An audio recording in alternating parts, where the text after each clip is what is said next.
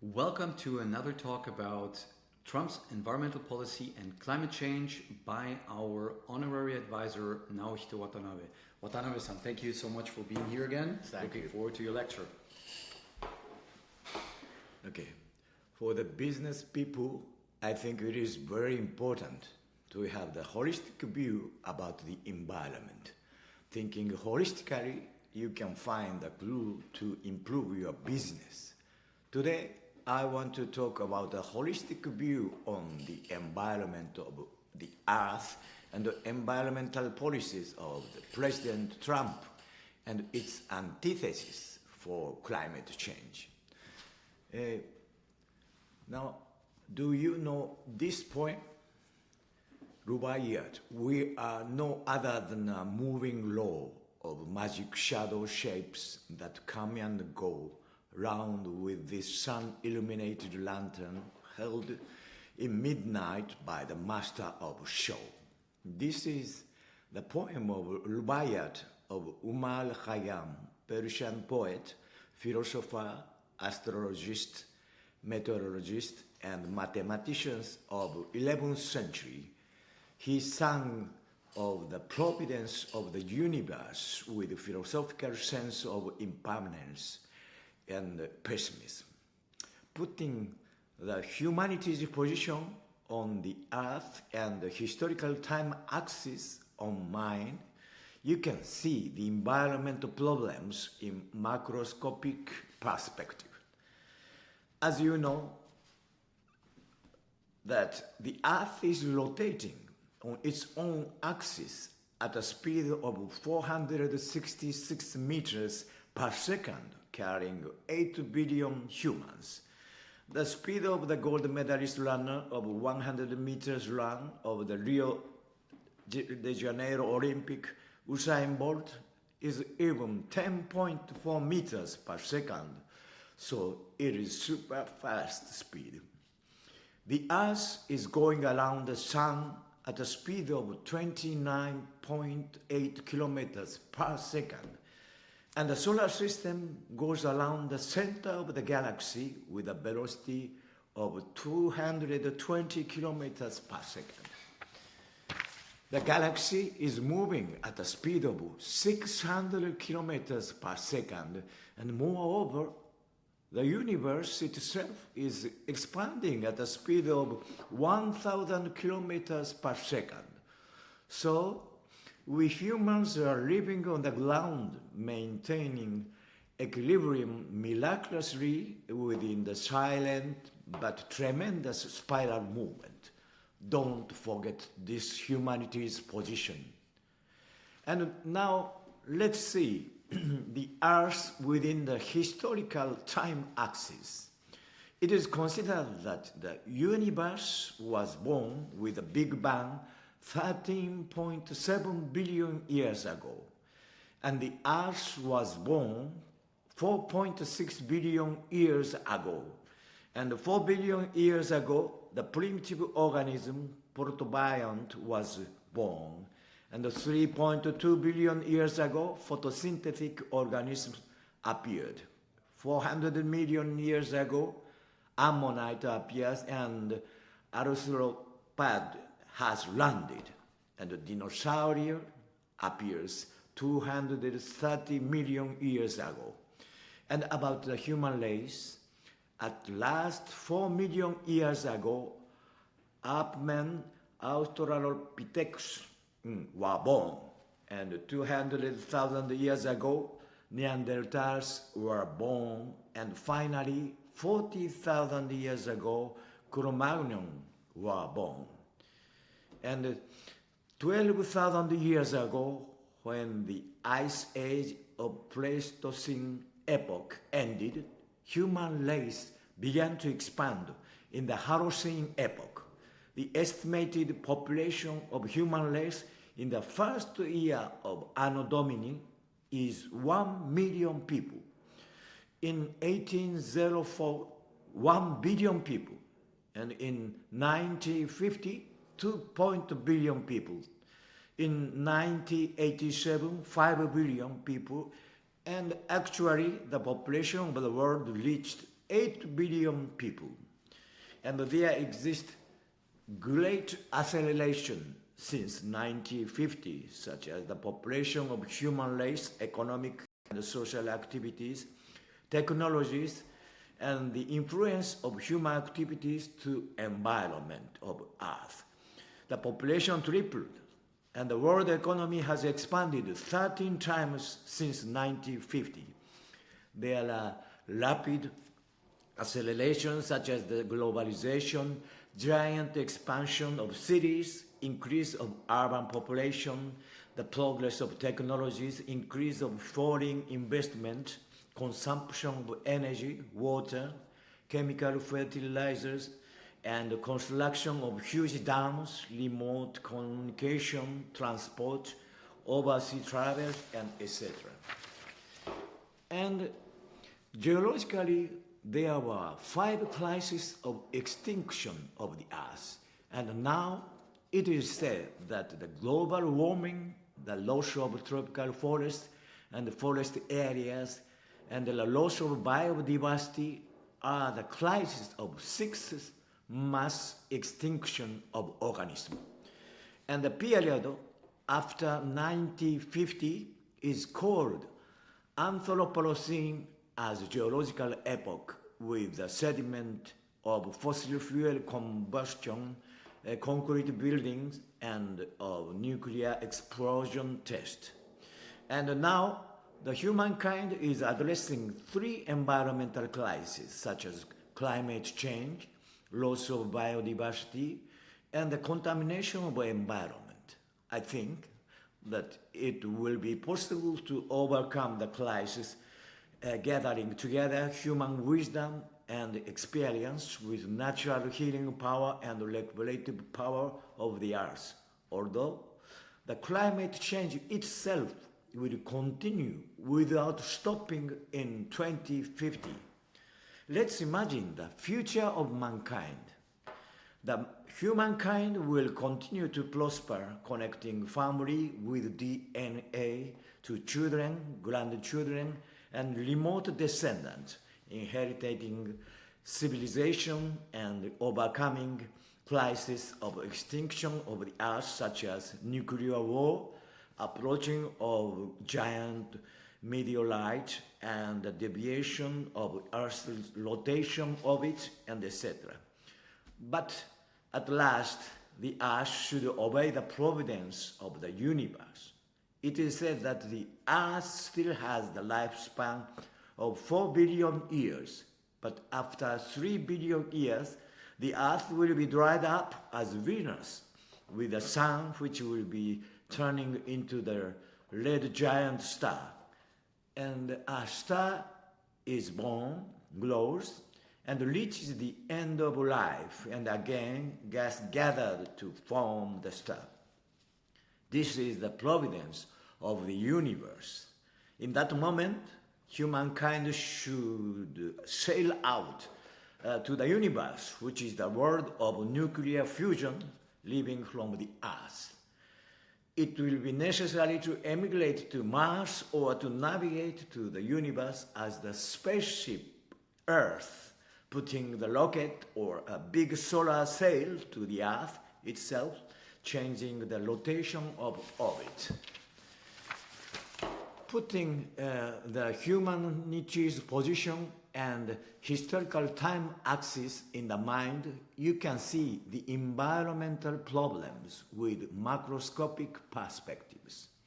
For example, regarding the climate change, its cause is not only the human-caused increase of CO2, carbon dioxide, as reported in the press, such as the usage of fossil fuel or deforestation as reported, but also the natural cause of climate change, because the atmospheric meteorological conditions change from moment to moment with the change of activities of the sun, cloud, water vapor, wind direction, rainfall, big wave, volcanic eruption, El Nino, the Arctic oscillation of polar front jet stream. Furthermore, the further underground movement of magma and etc. So the cause of the climate change is mainly the natural variation unrelated with the human activities. I feel frankly uncomfortable to hear the radical assertion of European environmentalists, a little bit hysteric, that the only cause of the climate change is the human activities, mainly of the developed countries, without taking into account at all the natural cause of climate change. And the developed countries should compensate as indemnity for the damage of climate disaster suffered by developing countries, and should give the finance to reduce the CO2 and improve disaster prevention capabilities of developing countries.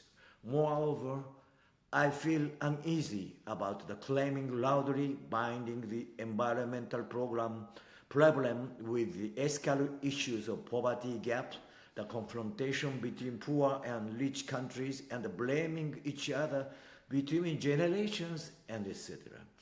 It is crucial that every country and every generation, both young and old, cooperate each other, contributing with each merit and advantage.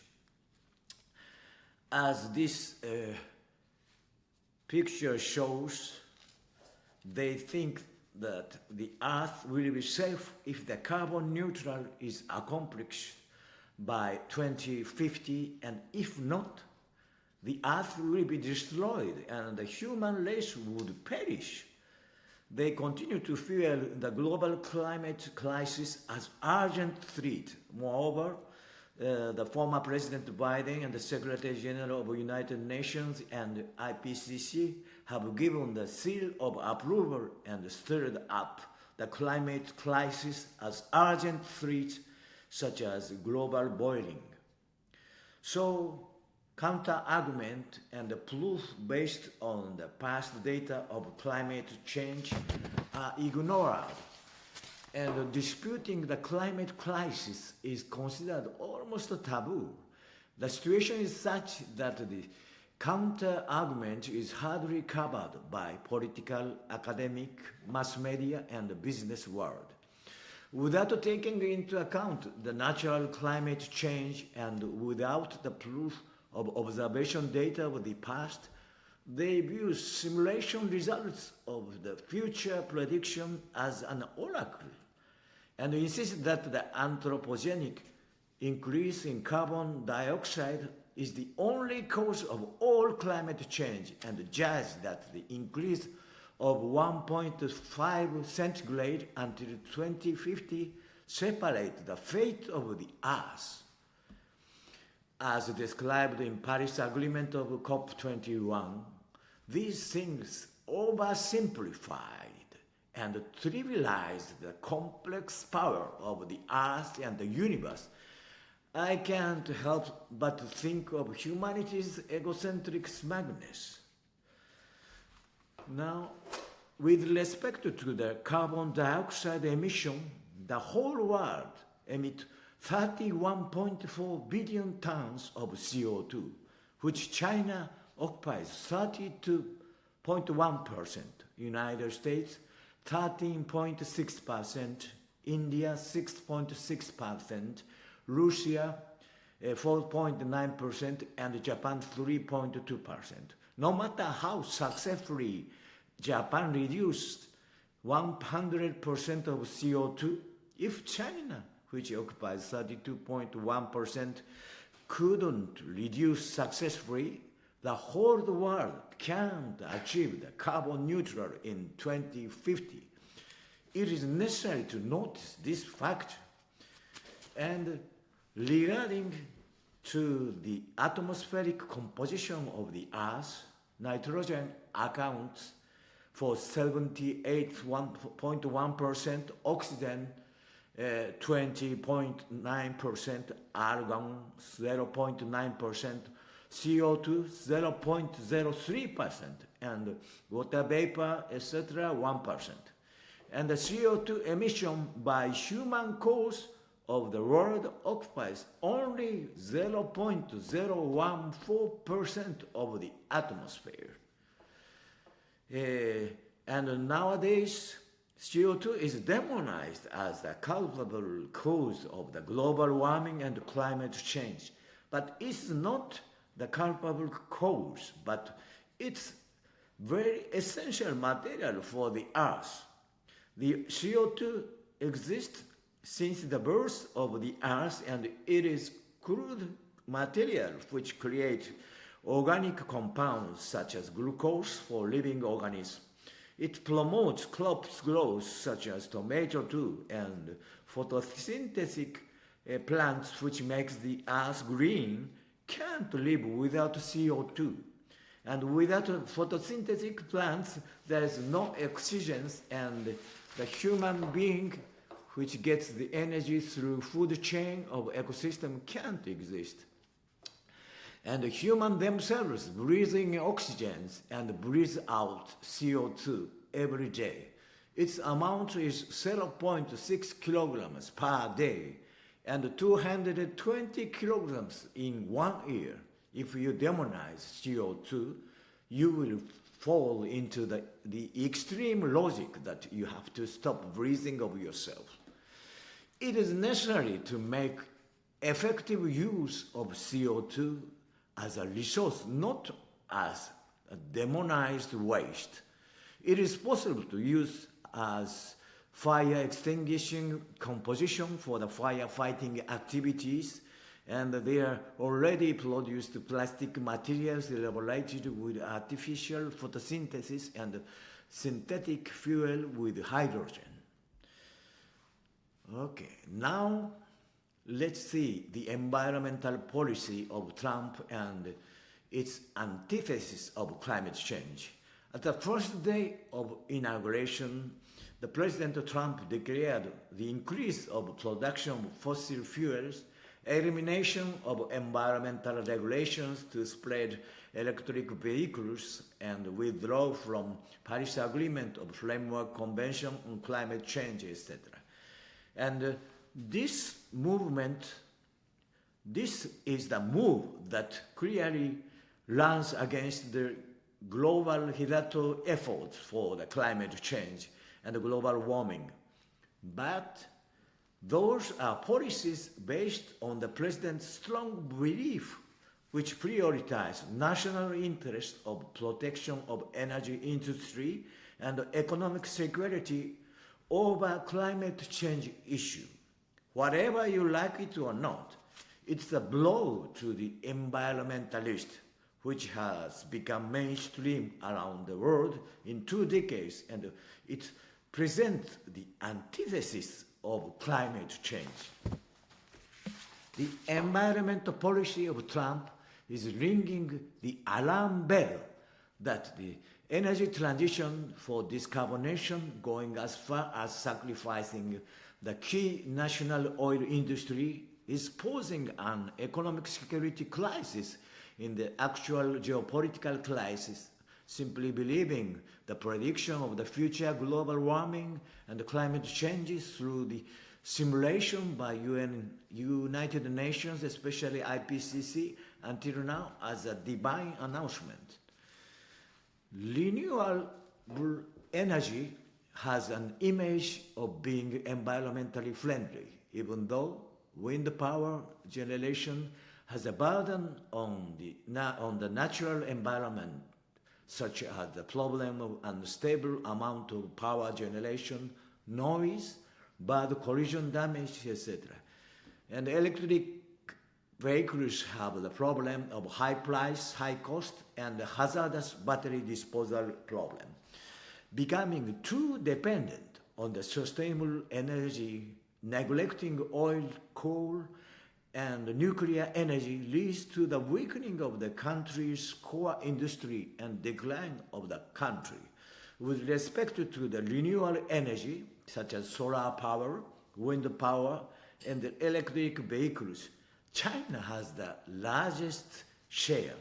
So investing in these areas for the decarbonization leads to depend on the importation from China and benefits China, which emits 32.1% of CO2 of the world. Moreover, if Chinese power generation equipments are connected to the national power grid, the national infrastructure will be held by China and assume the huge national security risk. Trump confronts environmentalists with these antitheses. The human cause of increase of CO2 is not all the cause of the climate change. The main cause of climate change is the natural cause. The global warming will advance slowly, and it's not the imminent climate crisis. The environmental issue should not be treated as the ethical problems, such as the perpetrator consciousness of developed countries and victim consciousness of developing countries, issues of poverty gap, the confrontation between poor and rich countries, and blaming each other between generations, and etc. It is crucial that every country, every generation, both young and old, cooperate each other, contributing with each merit and advance. In 2050, countries of the world will be divided into countries that can accomplish carbon neutral and the countries that can't accomplish or don't want to accomplish the carbon neutral. And there will be countries that suffer economic losses and countries that benefit by the countermeasures of climate change. Even if the temperature can or cannot be suppressed under 1.5 centigrade, the Earth won't be destroyed nor perish in 2050, and the climate change by natural cause will continue endlessly. Looking ahead to this, it is very necessary to think calmly and treat with climate change after 2050 without running hither or thither influenced by the radical environmental propaganda or competition of reduction of CO2. Let's think holistically about environmental issues. Thank you very much. ありがとうございました。Thank you very much, Watanabe-san. I appreciate you introducing us or giving us a deep insight into such a, or let's say, a rather controversial topic like climate change and the new environmental policies under the second Trump administration. And if you have any questions or remarks or recommendations for the next lecture by Watanabe-san, feel free to let us know in the comment section under this video. And since it is a controversial topic, the only thing I ask you is to please stay fair and respectful. Again, since you might or might not have a different opinion about this topic, but I invite you to engage in a conversation in a fair and fruitful and constructive conversation. And again, I want to thank you, Watanabe-san, for your time and your dedication in preparing this lecture. See you all in the next video.